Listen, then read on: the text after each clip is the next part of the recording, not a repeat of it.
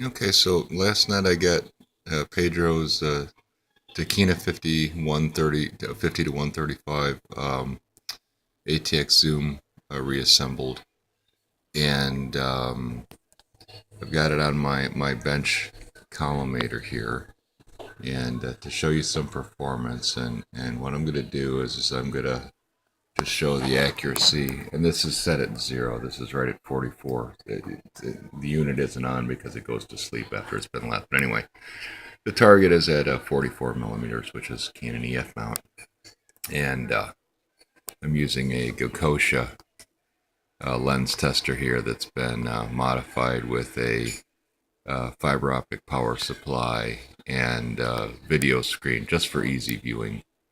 The Gokosha is a Japanese built lens tester. It goes back quite some years. Gokosha Optical um, has been making test equipment for a long time. This is an older unit, but very, very accurate. But anyway, so uses a very simple reticle, and it's either in focus or out of focus. You know, it's in or out. There's no gray areas. It's sharp or it's not. It's white or it's not. Simple as that.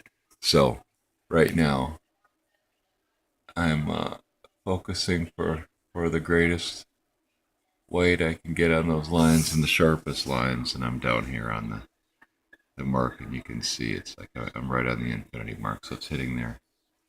And I was really surprised at how well um, the lens does through the zoom range for something that's kind of, you know, the insides of the thing are sort of a Japanese plastic still lens surrounded by this really beautiful aluminum housing. When I go through the zoom range, it holds really well. I mean, it'll lean a little bit one way or the other, and at the one end, at the wide end, it does shift a very little bit when changing zoom direction, but not enough to affect, you know, not enough to affect performance at all. I mean, what we're seeing on the collimator here is hyper critical, something that you would never see um, in photography at all. You'd never see it on camera. You wouldn't see it on screen. That little bit of a shift from white to red to green. That's hyper critical. So the lens itself throughout the range is holding, because you can see here. I'll move the focus barrel a little bit, and it just goes away. And I'm moving, you know, just hairs of a degree. We go out to the wide end here. It's there. I'm at 50 millimeters. There, I'm just a crack off of infinity. Either direction, you can see how instantly bad the image gets.